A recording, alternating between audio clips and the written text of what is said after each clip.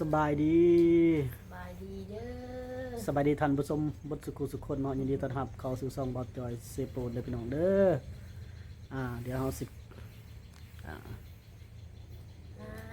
แพ็คของอยู่พี่น้องแต่ของยังไม่ได้แล้วนะแพ็คของพี่น้องมีเดี๋ยวบอสจอยจะบอกเด้อมีผู้ใหญ่ใจบุญพี่น้องพี่นกจากประเทศอังกฤษนะพี่น้องเนาะพี่นกจากประเทศอังกฤษพร้อมด้วยผู้ใหญ่ใจบุญใจดีจากประเทศอังกฤษเนาะสมทบทุนหรือว่าระดมทุนเนาะเป็นฝากเงินมาให้บ่าวจอยพี่น้องจำนวน55,000 บาทให้บ่าวจอยเป็นสะพานบุญ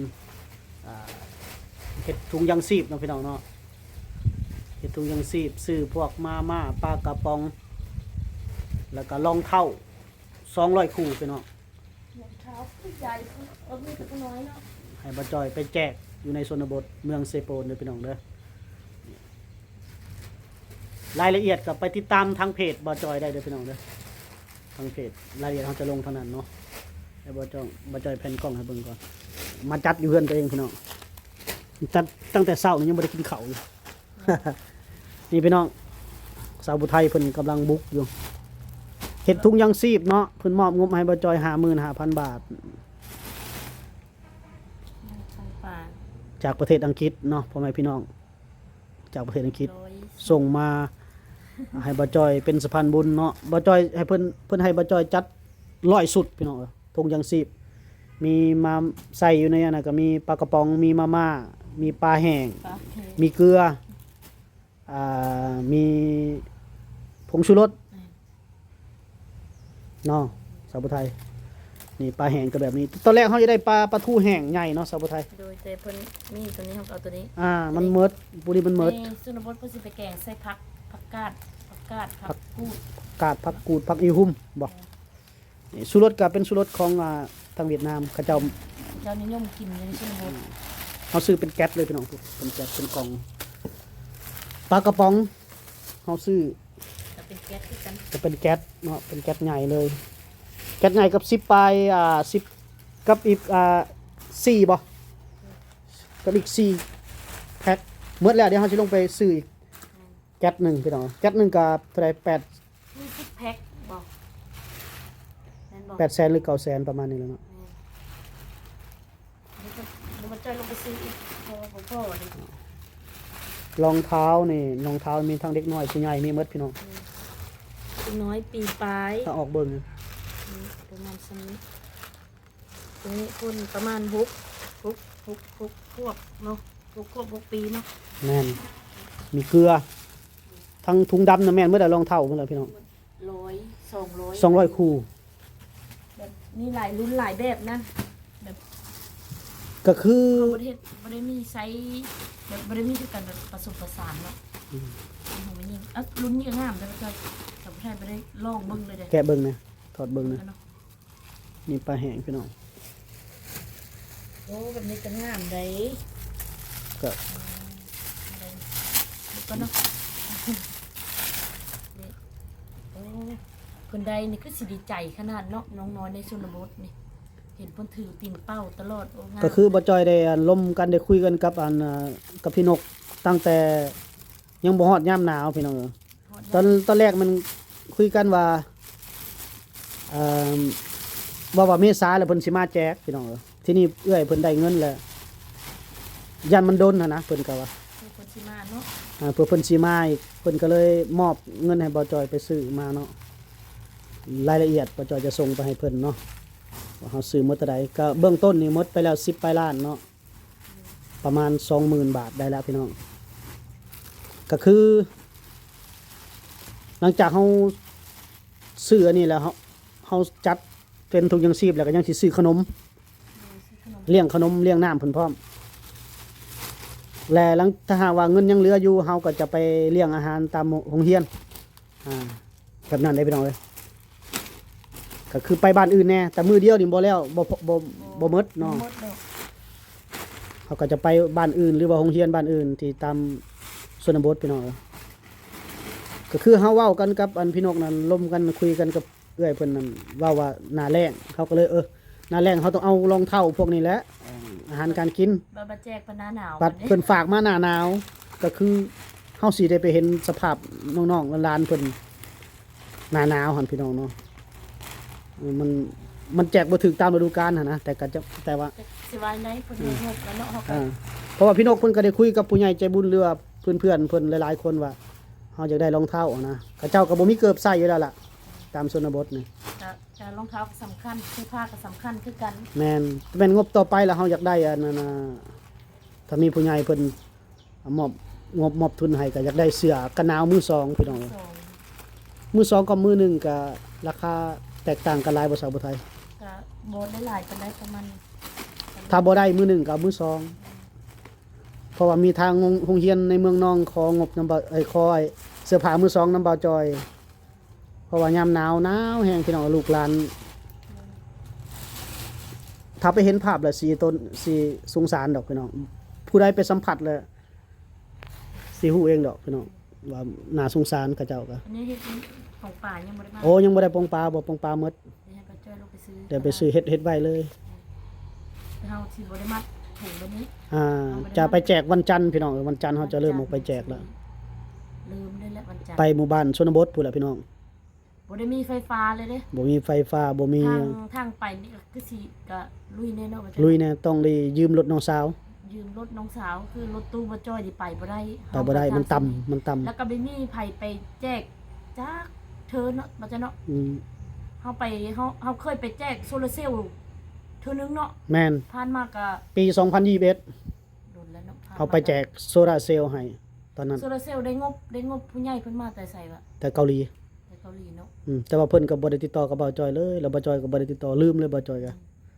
หลายเด้ FC เก่าๆเด้บ่ได้ติดต่อกัน อันนี้เพิ่นติดต่อมาก็ได้2ปีแล้วบ่พี่นกนี่ บ่ ได้แล้ว ปีต้นปี เนาะ ต้นปี2025ในปลายปีเพิ่นก็นะเพิ่นก็ลมกับบ่าวจอยตลอดเนาะ เฮาก็ดีใจเนาะได้เป็นสะพาน พี่นกเพิ่นก็เป็นคนอยู่ลาวเฮานี่แหละพี่น้องเป็นเสื้อสายคนลาวเฮานี่แหละแล้วก็ย้ายไปประเทศอังกฤษเพิ่นก็ยังบ่ทันได้ลืมถิ่นฐานบ้านเกิดเนาะเพิ่นก็ยังสิมายามอยู่เด้อพี่น้องเอ้ยเดือนเมษายนนี่แหละเพิ่นสิมายามก็เพิ่นว่าสิให้บ่าวจ้อยแล้วพาไปบ้านเพิ่นไปยามถิ่นฐานบ้านเกิด มันเกิดเมืองนอนเพิ่นเนาะ สวรรค์เขตสวรรค์เขต โดย เดี๋ยวกับลูกเฮามาแพตตี้ดิมุ่งเป็นมุ่งมาซอยแล้วบ่นี่ เดี๋ยวจะได้น้องสาวมาซอยอีกมื้อนึงแพ็คกับเฮาดอก น้องชายกับน้องไผ เฮาได้ใส่กระสอบบ่นี่พวกนี้หรือว่าบ่ใส่ก็ได้คันมีกระสอบก็ใส่กระสอบบ่ดิ ใส่กระสอบแล้วก็เฮาจะไปนั่น อืม มีแต่กับน้องมาเลยให้เจ้าไปเอาป่ะ เดี๋ยวจังหน่อยเพิ่นเดี๋ยวจะไปเอาปองปลานี่ยังบ่ได้กินข้าวใช่ไหมเนาะแต่เช้าเลยบ่ได้กินข้าว ถ้าได้มอบได้มีสะพานบุญละแม่นเขานี่เก็บเป็นก่อน อ่า ขึ้นมาเร็วขึ้นมาใส่เบะไว้มาได้เฮ้ยเร็วไป ตอนนี้ก็มีคนมาซอยแล้วพี่น้อง งานมาเติมอีกแล้ว ให้ทีมงานมาเติมมาซอยกันกำลังเสริมบัตรแจกนี่ก็ได้มีคนมาซอยแล้ว เสริมตัวนี้แหละสองคนมาเสริม ว่างไปนำกันคะแนน วางก็คือวางเลย